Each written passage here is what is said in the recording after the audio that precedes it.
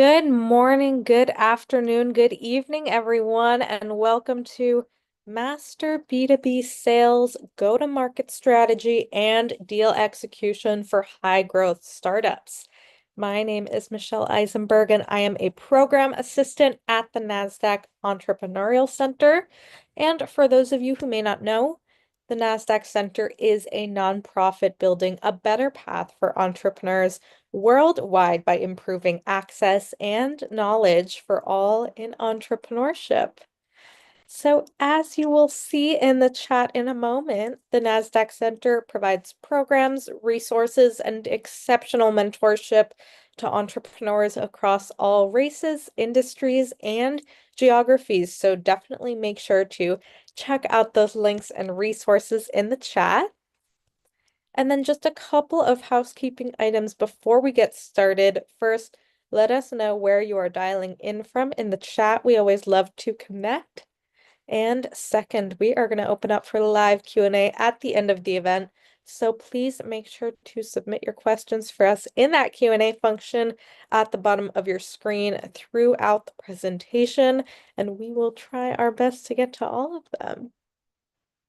And of course, none of what we do could be possible at the center without all of the amazing support from our sponsors, including NASDAQ, Lehigh University, KPMG, Wilson Sonsini, Wells Fargo, the Nareet Foundation, Walmart.org, JP Morgan Chase, BPM, HubSpot for Startups, and Google Cloud.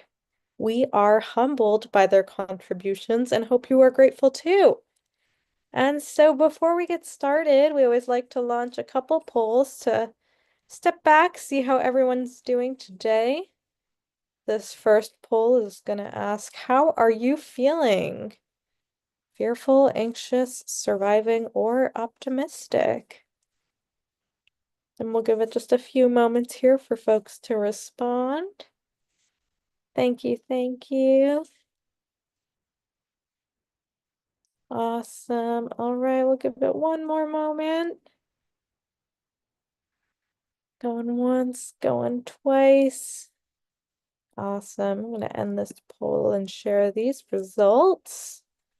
All right, optimism coming up in the lead, surviving close behind, and then we got a couple people feeling anxious as well. So thank you all for sharing. Hopefully our insights shared today will be helpful in helping to alleviate some of those feelings. So I'm going to stop sharing this poll and launch the second one. What is keeping you up at night? Is it finance, sales, marketing, scale, pivot, team, or surviving? And this one just tells us a little bit more about your current needs as an entrepreneur, so we can make sure that the programs and resources we are putting together upcoming are relevant and valuable for all of you. Awesome. We got folks from the Bay Area, New York City, Baltimore, Washington, D.C., Sacramento, San Francisco, Vancouver, Palo Alto, Phoenix, Charleston, South Carolina, Quincy, Massachusetts, Lebanon. Wow, Philippines. Amazing. North Carolina, St. Louis, Tampa. Awesome. Oh, Utah, wonderful. So great to have you all dialing in from all over the place. Rome, Italy, wonderful. That's awesome. All right, I'm going to give this poll one more moment. Going once, going twice. All right, I'm going to end this poll and share these results. Sales coming up in the lead, very fitting for our conversation today. Looks like scale coming up behind, and we got needs all across the board here. So thank you all so much. And without any further delay, please join me in giving the warmest welcome to our special guest, Seth Banks, Managing Partner at TrueSeed Group. Seth, thank you so much for joining us today. Super excited for this one, and I am going to pass it right over to you. Well, hello, hello. Thank you, Michelle. Oh, wow. I mean, I was just smiling ear to ear when I saw that sales won. I said, "Oh, yeah, this is gonna be great. It's gonna be great." Thank you for passing that over, Michelle. I hope everyone is doing amazing today. Let me go ahead and share screen here. Y'all, today's gonna be jam-packed. Just to let you know, one, I'm on the East Coast, so I've already had my caffeine. So everyone that's on East Coast or in the part of the world where you're just waking up, where you're staying, up for this, I'm so happy because I'm going to transmute the energy through the call today. All right. Optimism is winning. That's right. Optimism is winning. Let me share screen here to make sure that you all can see this here. And give me 1 second. Boom. Today is going to be jam-packed, y'all. So one of the things that I'm very passionate about, we're talking about B2B sales. And of course, that is exactly what I'm passionate about is sales. It's because that's my background. And we wanted to focus this call today on go-to-market and deal execution for high growth startups. It's one of the most common issues and challenges for founders. And I can't wait to get through our agenda today because hopefully, if I do this right, we're going to hear a lot of great questions, great feedback. And so I'm really excited for you all to join me today and walking through how to really tackle this monster, right? Because it's not easy. And a lot of people attack it with a mentality that it's just something that you just fall into, right? It's just, sales is just something that you got to learn.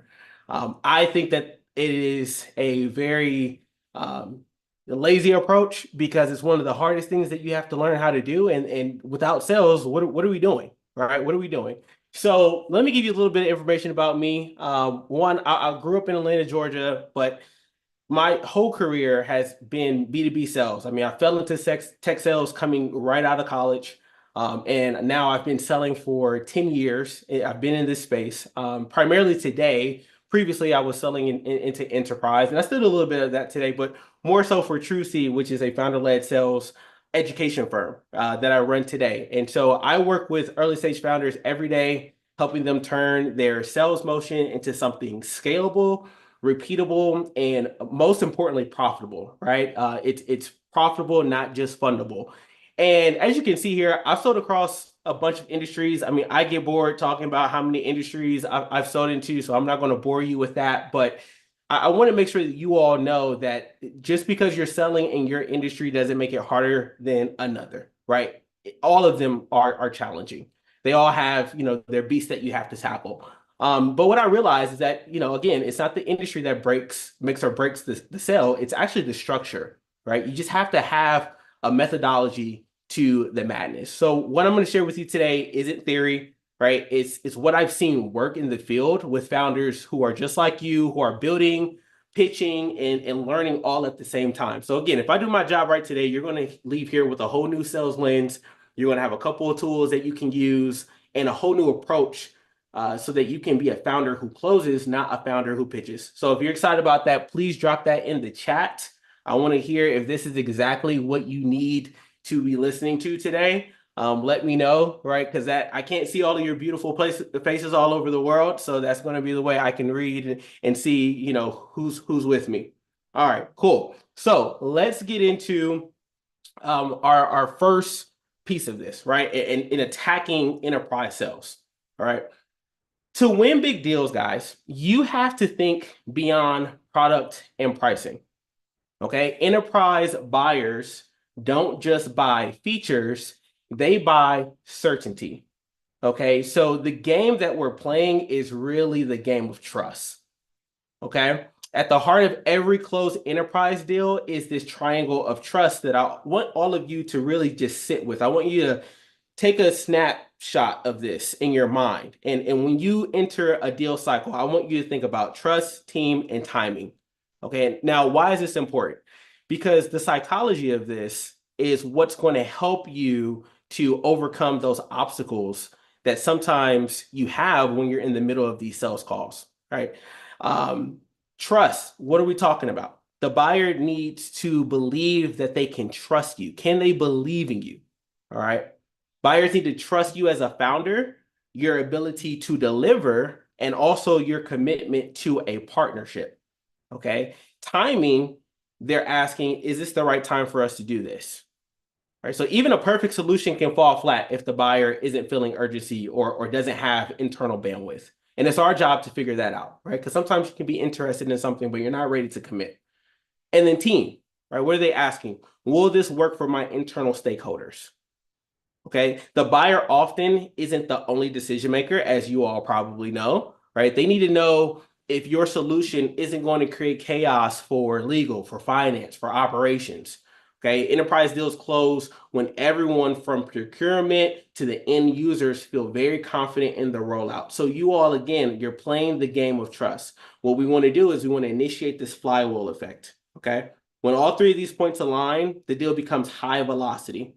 And let me know if I'm moving a little bit too fast. We've got a lot to get into, so I'm just setting the scene here, right? We're going to get more into the nitty-gritty of this. But again, we want to initiate this flywheel effect. That's where the money is. You see all that green there? That's what we're trying to get to, right? We want to close the deal and we want to grow, okay? So let's start off by, before we get into the tactics, let's ground ourselves in the psychology of selling for founders, okay?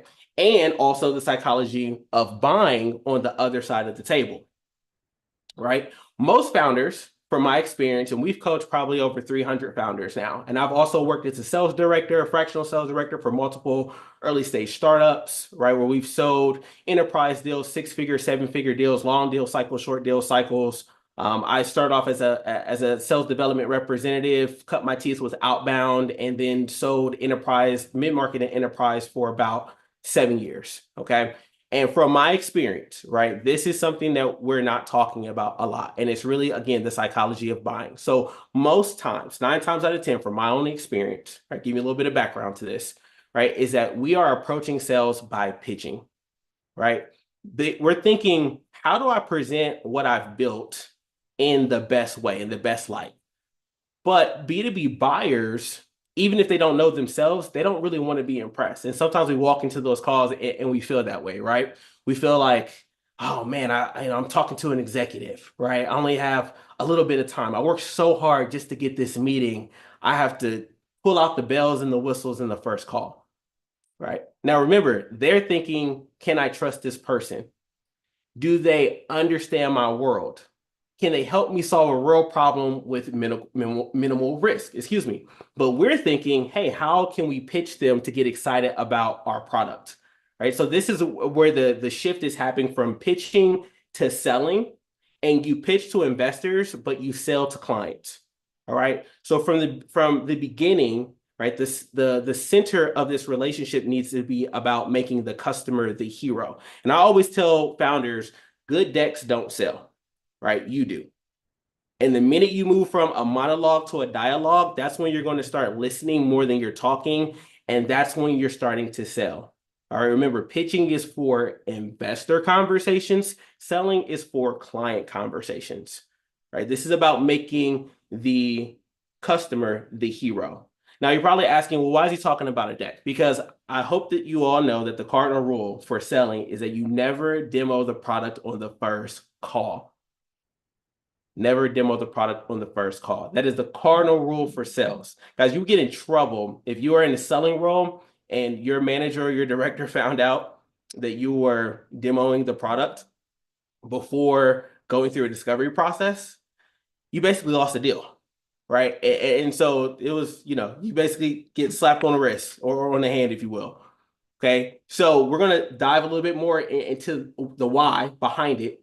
But I want you all to understand that we have to drive them and take them through a process mentally that helps them understand that they can trust us. And I also want them to get the opportunity to get to know you and to like you. And that's why we have a deal cycle. Usually your deal cycle is somewhere between, if it's B2B, on average, right, for small deals, it's about 30 to 60 days. But depending on your industry, it could be 6 months, right? It could be up to a year. Most of the times, if you have a deal size that is somewhere between, I would say anything less than 20K, we should be knocking that out in about 60 days, depending on the industry. Okay. We'll get back to that in just a second. So remember, there isn't a deck or a presentation that's going to make the sell for you. Okay, so here are a few pointers for your presentations. Right, one, and the reason why I want you to look at your presentations, just check, right, and take this note for yourself, right? This great sales deck that you have, right, it doesn't need to just inform, but it needs to move the buyer towards an action. So if your deck is leading with product features, if you're asking the buyer to do the mental work of connecting the dots, that's too much for them, right? They have a whole schedule that they're worried about. They're thinking about strategic initiatives, they're thinking about all the to-dos like on their list, and then they're in this one moment with you, and they have to mentally connect the dots to answer those questions that we just talked about. Your credibility is starting to drop immediately, and we don't want to lose the deal in our first call, right? So the buyers, they're emotionally motivated. If they don't see they're painting your deck, they're not going to see your solution as necessary. So we need to really dive deep into the pain when we have this first presentation. And they're not going to care what your product does until they see that it changes their reality. So that, again, moving towards action, that deck needs to talk about really showcasing the future, right? Like how does the world change for them in their day-to-day? How does it change for their organization? Okay, and that's going to help you build credibility and start showing that you understand their world. So this is making it all about them, right? Again, we're just grounding ourselves in the psychology before we get into the deal cycle and the go-to-market execution, right? Let's not assume that the buyer is ready just because they made a call with us. Let's actually meet them where they are by understanding where they're at. And there's certain questions that you're going to ask throughout your sales methodology and your sales qualification framework that's going to help you understand that, to reveal the timing, right? The urgency of them wanting to make that decision. Okay. Remember, pitching is presenting, selling is solving. Okay, so let's get into the methodology. Let's talk about one of the most overlooked, most mission critical parts of a founder sales motion. It's your sales methodology. Okay, so what is it? A methodology, it's not a script, right? It's your operating system for how you show up on every single sales call. It's how you run discovery. It's how you uncover pain. It's how you respond to your objections, right? So most founders, in our world, we're just pitching it. We're just winging it. Each conversation sounds a little bit different, and there's no rhythm to it, right? There's no dance. There's no go-to step. It's just, oh, okay, can we get to a proposal as quickly as possible? Can I get them excited? We don't even know what we're looking for. So we don't have any consistency. And that's where the revenue starts to stall. Okay, so here's a gem for you. Consistency scales. If you can repeat it, you can optimize it, right? So there are 7 proven sales methodologies like you see here on the screen: spin, challenger, relationship selling, solution selling. There are tons of books on all these different methodologies. I think there's over 100 different methodologies out there. These are the most common that are used today in B2B sales cycles that are proven really effective. Okay, I'm gonna kind of walk through a couple of these for you, right? The challenger sale really works well when you're selling innovation. And if you're asking yourself, okay, which one do I use today? Where should I go? Well, if you're selling innovation and you need to reframe the buyer's thinking, challenger sale is a good place to start, right? Solution selling is actually perfect for when the buyer already knows they have a problem. They just need clarity on the right path. All right. Relationship selling makes a lot of sense, right? It's great when the sales cycle is long and maybe the stakeholder landscape is a little messy. Maybe it takes a lot of time to get to where you need to get to in order to get a decision over the line. That relationship selling is beautiful. That's my favorite, right? Because I want to, it's not B2B for me, it's P2P, it's person to person. I'm getting on the call with a real person. I want to understand who they are. I want to know what they like. I want to make sure that they're having a good day. I want to make sure that this isn't just another routine call that they have to go through, something else they have to check on their box. I want to make sure that they feel a real connection, because if I have a long sales cycle, I know that I'm going to need that to leverage to help us move the deal forward. Okay. So you don't need to commit to one of these. You need the best founders actually borrow from all of them, right? And so you're going to adapt based on the deal. Think of it like this: methodology is how you sell. right? It's the difference between showing up as a vendor versus someone who is actually a trusted advisor. Okay, it's how you sell. You don't need to sell like salespeople. You just need to sell like a leader that has structure. So we're really giving you the structure to use so that when you're walking within, your deal cycle and you're operating, you're executing, you understand how you're taking someone through this deal cycle based off of how they buy and also marrying it how you sell. So that's what the sales methodology is going to give you. I see that we're getting there, Peter. 1 second, 1 second. It's coming. Medic, 1 second. So your sales methodology, again, is how you sell. And if you think about the sales qualification, it's completely different because this is the other half of the sales strategy equation. It's qualification, right? So you want to pair your sales qualification and your sales methodology because that's now your filter, right? Methodology is how you sell. Qualification is who you sell to. Methodology is how you sell. Qualification is who you sell to. And here's the truth, right? Every hour you spend with the wrong prospect is an hour that you're not closing the right one. Every hour you spend with the wrong prospect is an hour you're not closing with the right one. I tell founders the first thing I want you to do on that call, I want you to try to qualify the deal out versus trying to qualify the deal in. I'd rather you figure out all the things that would make you feel like there's red flags that this deal actually won't happen so you can save your time. As a founder, if I'm your fractional sales director, I don't want you spending time on unqualified opportunities. I want you spending time on the deals that are actually going to close, right? And so it's kind of like dating, right? Red flag, that's something that's really huge right now that's going across the world. You hear about what are red flags when you're in a dating relationship, right? You try to figure out what are the red flags? Why wouldn't this work, right? And then you give them an opportunity to tell you why it would work. Now, usually in the beginning process, if I can get you to qualify that deal out, that it's not a good fit, maybe it's based on timing, maybe it's based on budget, maybe the urgency isn't, as high as it needs to be because there might be an in-house solution, there might be a competitor product that the company is already using. So we're going up against whenever that deal renews, and if they're even serious about making a switch. When you're really good, you start to see enterprise companies or your customers cancel contracts because there's a reason why they're interested. But once you really help them understand how big the pain is and how easy it would be to make that switch, they'll do whatever they need to do in order to figure it out. But again, I want you to qualify that deal out. So there's some examples here, right? That you see, like Bant, to your point, Peter, there is, MedPick, there's Champ, right? Those exist to help you filter the noise, right? They're going to give you the structure so you don't get chasing, you don't get stuck chasing ghosts. A lot of times we're following up, we're like, oh man, this deal, I have it in my pipeline, and I go to look at pipelines, and there's like $600,000 in pipeline, all sitting in proposal. I'm like, how? Like, why isn't any of this closing?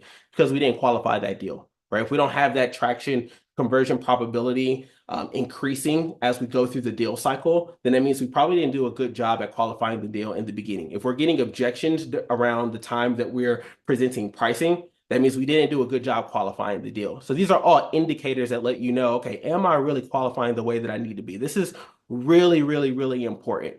All right, if you want to see the success and you want to see your sales team scale, if you want to help your sales team, some of you may be pre-seed, some of you may be raising another round, and so you might be very close to hiring someone to come in and duplicate these efforts. Well, I need you to master it so that it can be duplicated well, right? Sometimes we're hiring sales directors a little too early to come in and establish a process for the sales team to follow, and it hasn't been tested yet. So now we've got to go through iteration and a couple of quarters figuring out, hey, what's the best way to do this? And you all know the best way to do this because you created the magic, right? It's your baby. It's your baby. No one can sell it better than you. So I love equipping founders so that they can be in the best position to sell, because that energy is going to be different coming through that call than anyone else who is an evangelist of your product, right? So let's break down a few of these real quick, right? BANT is very foundational. It's what a lot of sales development representatives use to even pass that deal over to an account executive before they qualify the deal, and it's in their pipeline as a qualified opportunity. We call that a SQL, sales qualified lead, right? Usually you need about three out of the four. So in your first call, that's a great way to start qualifying the deal, is by at least getting three out of those four. If you don't have three of those four, I would not move forward in the deal cycle until you do understand the urgency, the authority, the timing. Again, three out of the four you got to get. Okay. Champ flips the script actually by focusing on challenges first. MedPick is really great for enterprise and complex sales that gives you deeper control of the deal. And where most founders go wrong is that, they're qualifying at the wrong time. They're starting to pitch too soon, right? They're only qualifying when the deal is already slipping away. And so I want you to also realize that this qualification process it's not a checklist of questions that you have to ask. It's really about knowing what the real deal sounds like.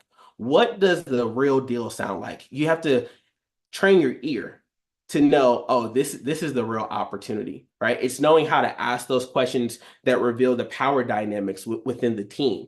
It's knowing how to ask those questions that reveal the real urgency and the decision friction, right? We've got to know how these buyers buy. A lot of times founders aren't even asking that question. How do you all usually evaluate a service or a product? What does that process usually look like? What are some of the best cases? What are some of the worst cases that you've seen? Right? And what if they just don't know at all and they're brand new and you have to help them lay out with a mutual project plan how to actually sell your product within the organization while you hold their hand through them, right? So instead of asking a question, for example, let's talk about budget, right? Usually we'll say something like, hey, do you typically allocate budget for new initiatives like this?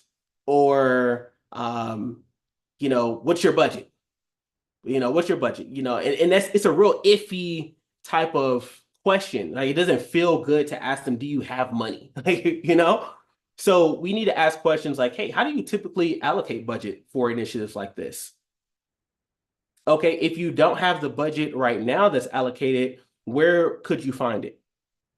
Would it be possible? And those answers are going to give you insight into whether or not this is a real deal or not, right? Because they're going to let you know, oh, if this is important enough to us and we get the buy-in from our stakeholders, we can figure out how to pull budget from other places to make this a priority because of a certain outcome, right? So that's not just qualifying, y'all. That's real leadership. And as founders, we need to see ourselves as leaders, right? We need to make sure that we're guiding the buyer to this clarity. And more importantly, we're protecting our time. That's what I care most, is that we're not wasting time on deals that aren't going to close.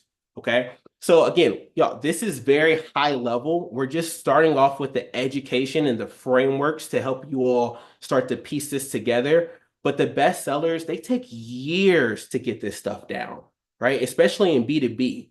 Like, some of the best sellers I ever saw had been selling for 20, 30 years in their careers.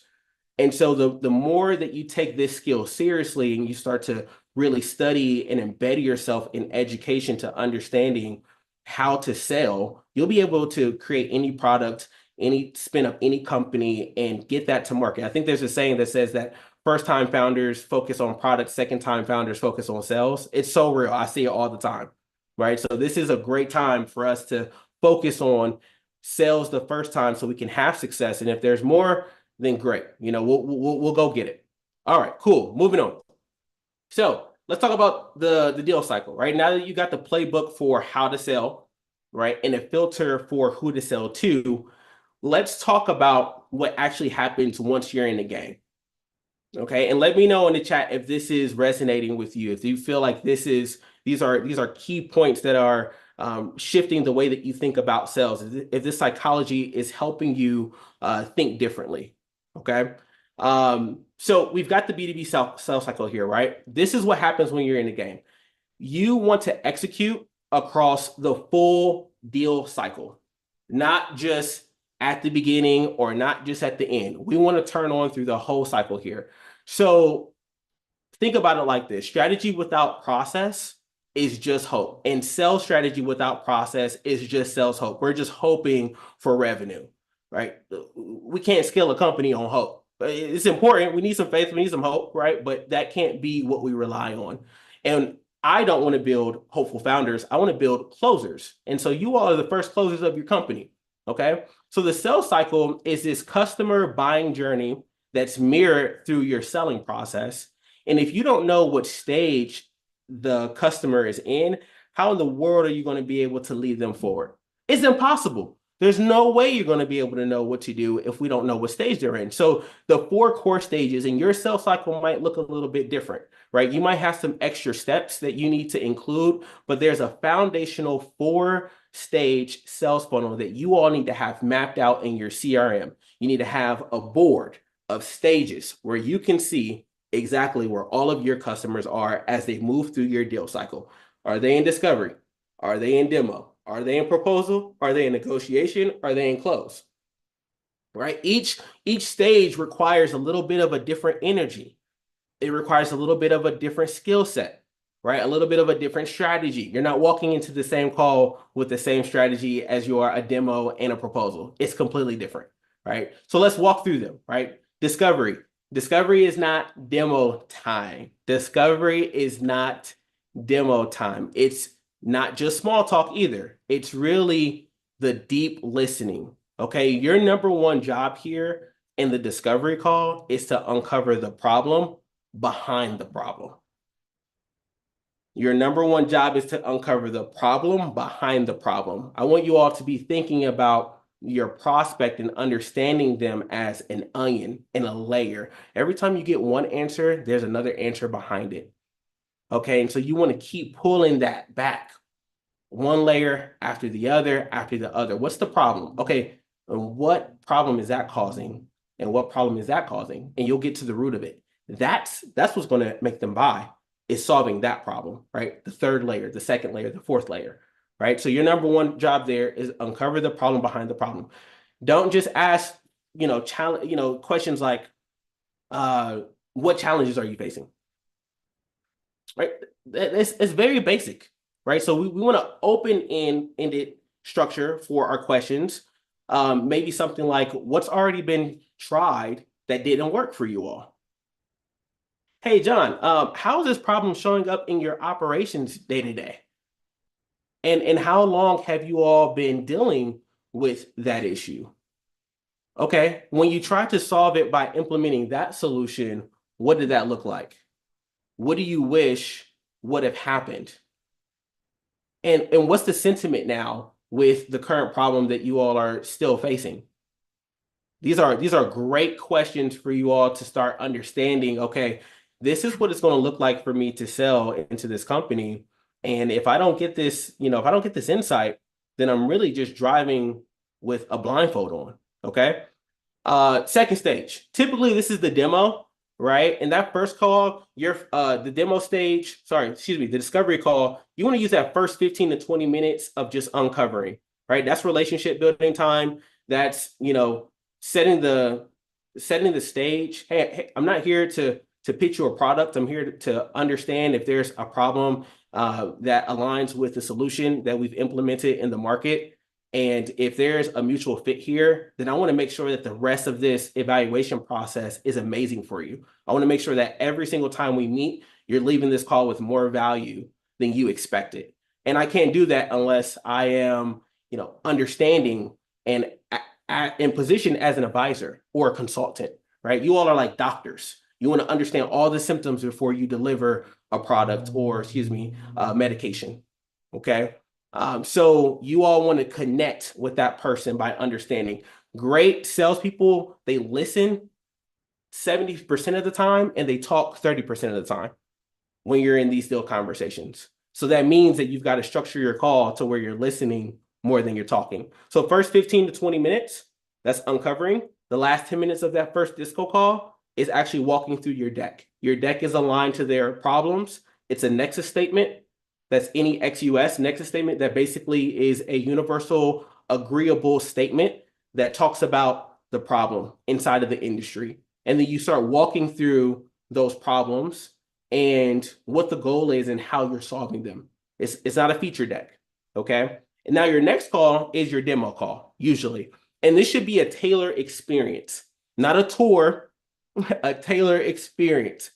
I know that you put a lot of time and money and energy into all those beautiful features and integration with, open AI and all that is amazing, right? But this this tailored experience is supposed to match what you uncovered in that first call, right? So you need to show the future, not the product, right? Your demo needs to show the future, not the product. So you want to highlight how that product delivers on compliance or cost reduction or operational lift based on what they said in the discovery.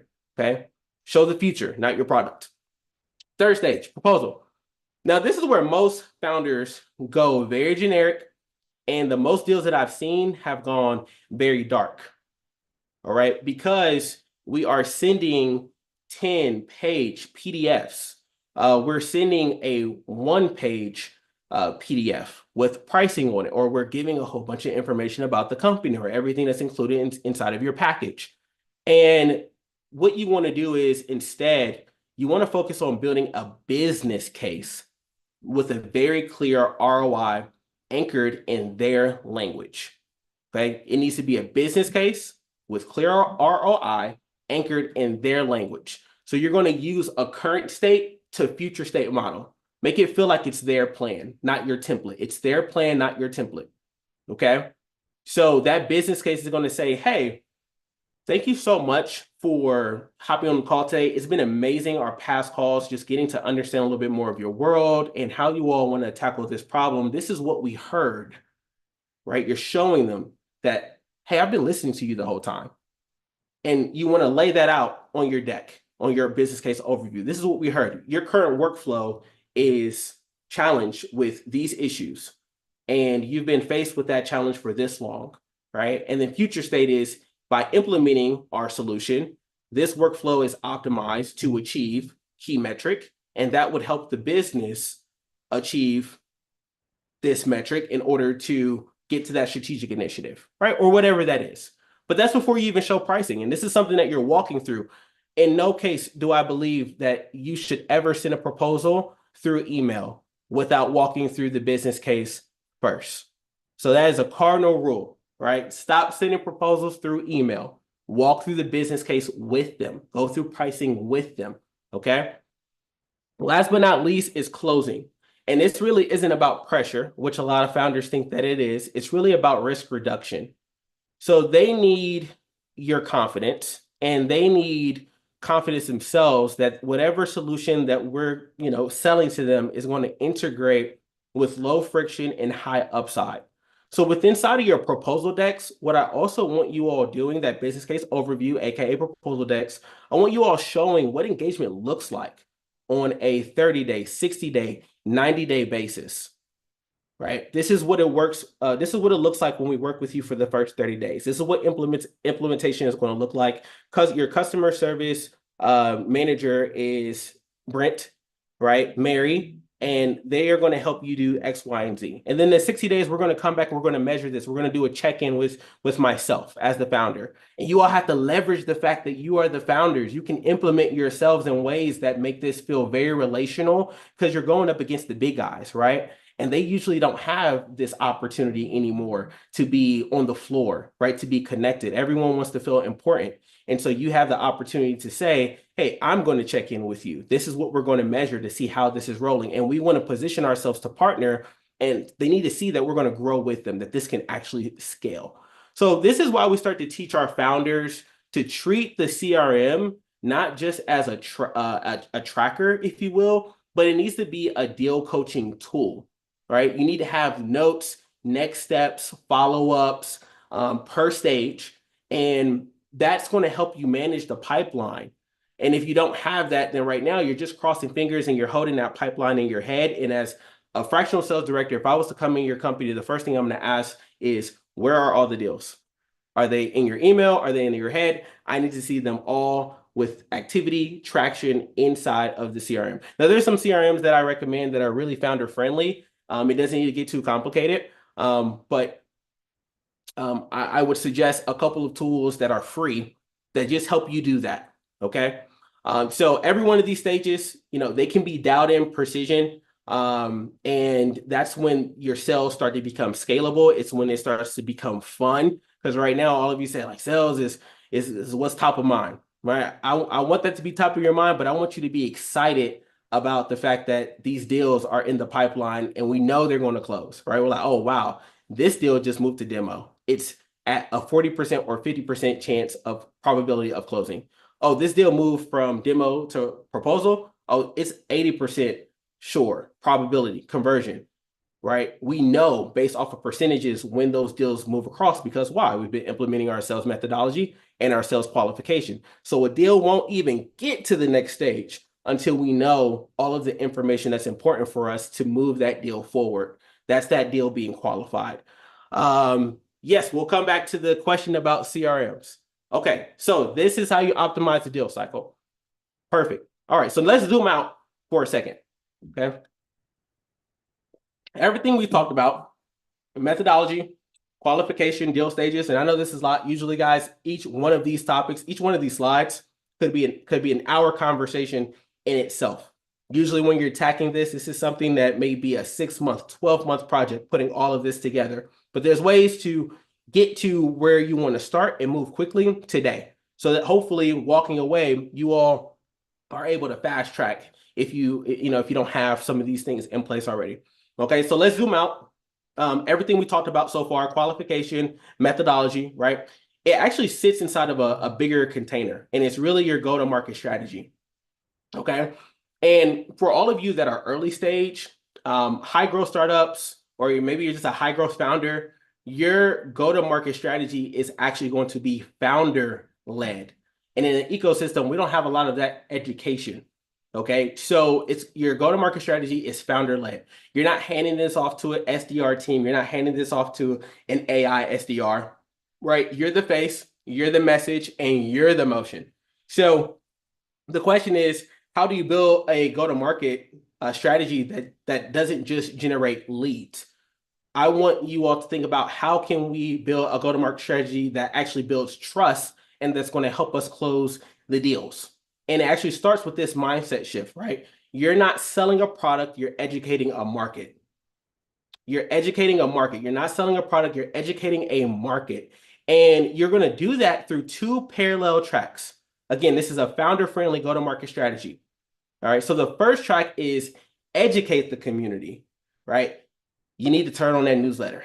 You got to host some webinars. You got to pick up the phone and you got to record yourself. You got to post your insights because that value that you're dropping everywhere is going to show that you're showing up consistently, that you're showing up as an educator, right? And so it's going to help position you as a thought leader and not just a vendor. And that's how you start to build pipeline. Okay.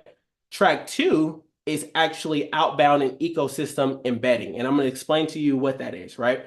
So you want to pair your educational content with smart outbound.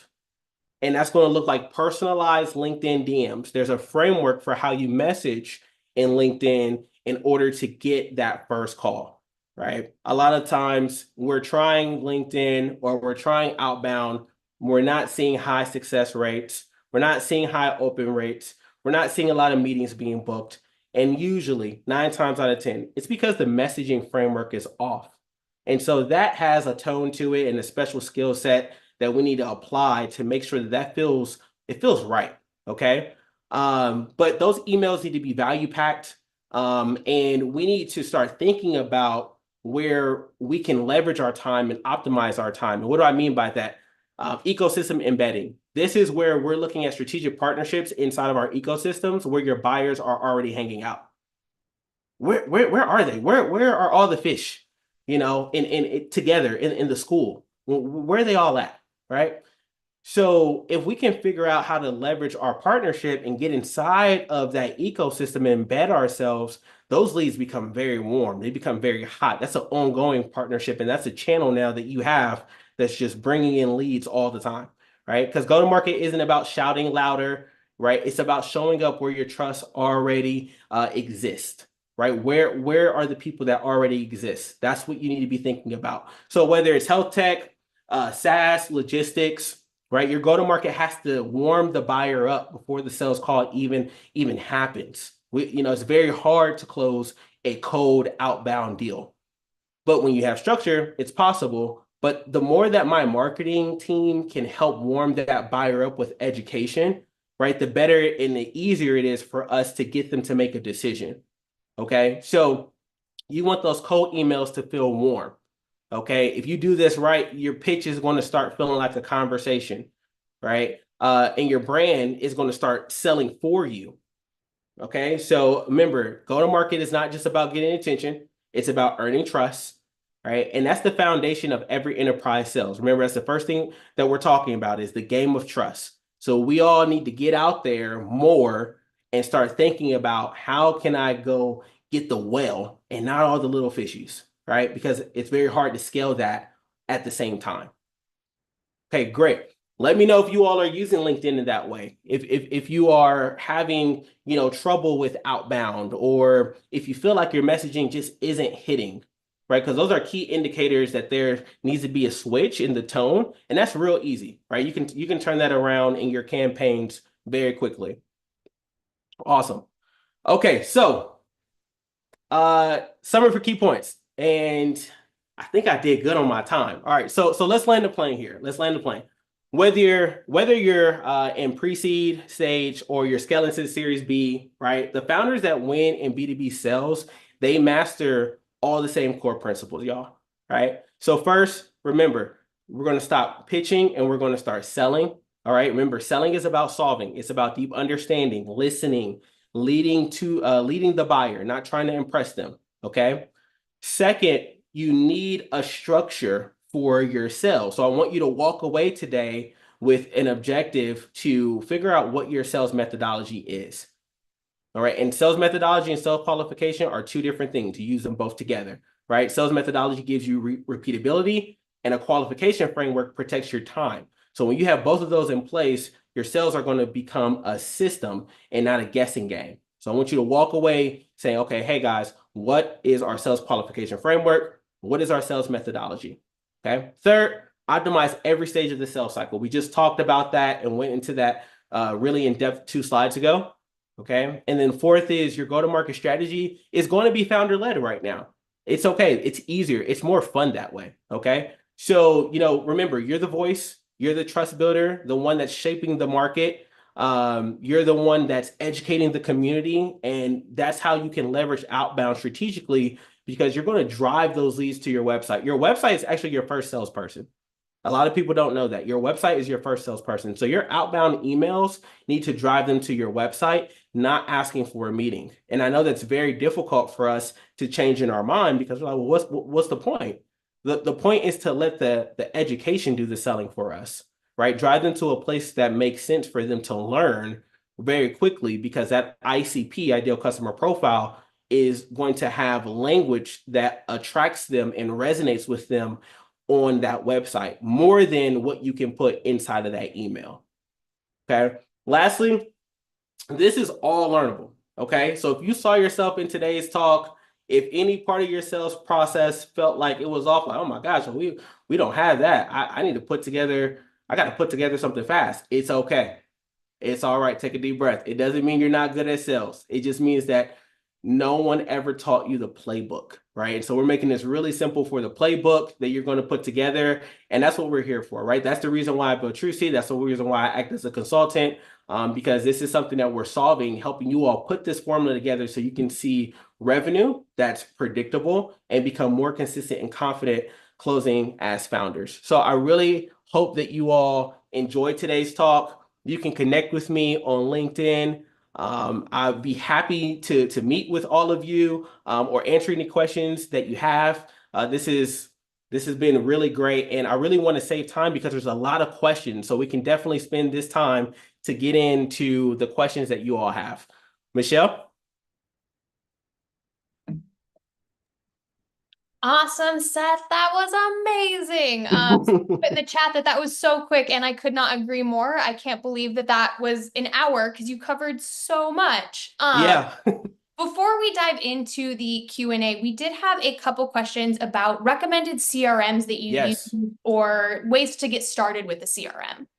Yes, absolutely. So HubSpot is a great CRM that is free. that you can easily use in order to optimize that deal cycle. I think that the most valuable piece of technology that I love about HubSpot and why I recommend it is because the HubSpot integration in your email actually makes it really easy for you to quickly update the CRM. So it's not another place that you have to come every single time you have a call or every single time you have an email and you need to update a new contact. That integrates directly into, your email, and you can create that contact and that deal with all the information that you need directly inside of your inbox, whether that's Microsoft or that's Gmail. So I would definitely recommend HubSpot. Another one that I really like is Zoho CRM. I think Salesforce is a little complicated for just the average eye. Those are usually used for big companies. So those are two just off the top of my mind that I would recommend.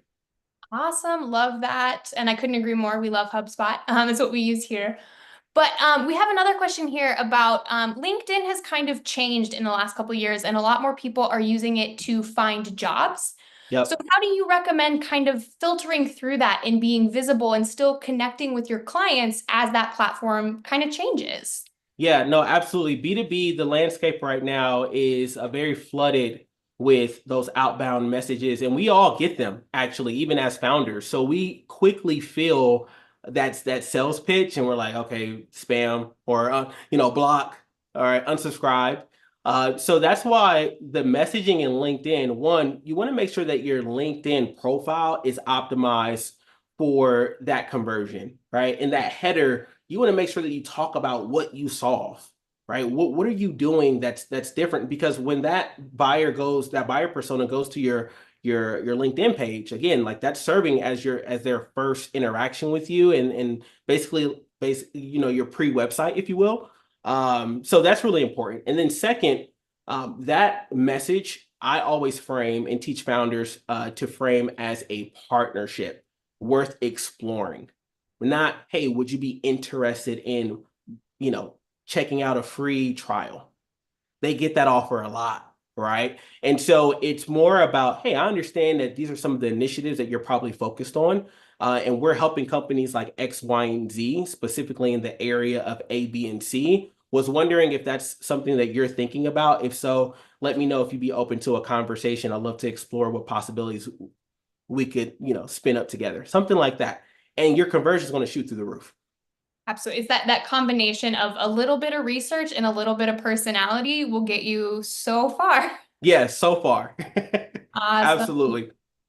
And then we have another question here about not sending the proposal over email like you talked about. And they say, when we send out an RFP, they can be a total of 15 pages. We Ooh. usually get clients to fill out a form to tell us what their high level needs are, and then we curtail the RFP with their needs. Do you think that that's a good system? Do you have any ways that maybe you could do that differently, cut it down a little bit? Any thoughts on that system? RFPs are dart throws to me in the dark. Absolutely. It's tough. It's tough with RFPs, just because if you haven't had the ability to connect with someone, then this is, hey, we got to try our best with this proposal and just make sure that it checks all the boxes. And so I don't think that it doesn't make sense for us to still look at that as a potential channel, but I wouldn't invest all of our energy into submitting RFPs. I want to meet with someone, connect with someone, understand again their problems, the problems behind the problems, and take them through a deal cycle where we can start to build a relationship if possible. So definitely open to looking at that RFP and helping you with maybe optimizing that so that maybe it can help convert to more opportunities or deals being closed. But that's usually how I attack RFPs and just a strategy there. So, and I wonder, you said something earlier that really stuck with me about P2P sales. It's person to person. And Yes, I just re-emphasizing that you really do want to talk to somebody and get a feel of who they are beyond just a written email and things like that.